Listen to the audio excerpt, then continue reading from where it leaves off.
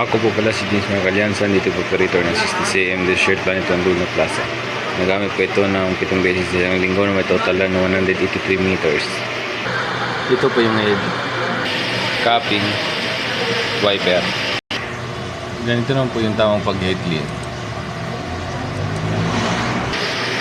Tapos pang head clean po natin punasan ng capping at wiper. Ganito naman po yung tamang pag-nozzle check.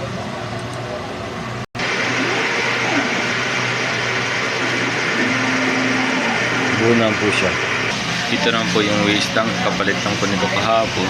Groundware, ABR. Ito naman po yung ink tank. Nasa tamang level naman po. Ito naman yung mga use. Katan use. Meron ako 4 na film. Itong white. 2 yellow. 3 black, 4 na magenta, 3 cyan, at 7 clear solution. At meron akong 7 powder. Ito naman po yung weekly physical inventory ng 60cm. Updated naman po. Ito naman po yung consumable withdrawal ko sa buong isang linggo. Nakagamit pa ko ng 2 film, 2 resin powder, 3 white, 1 magenta at 1 cyan.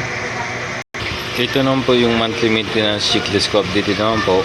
Ito naman yung daily output recording ng 60cm from June 29 to July 5. Updated naman po. At dito na po magtatapos yung vlog ko. Maraming salamat po.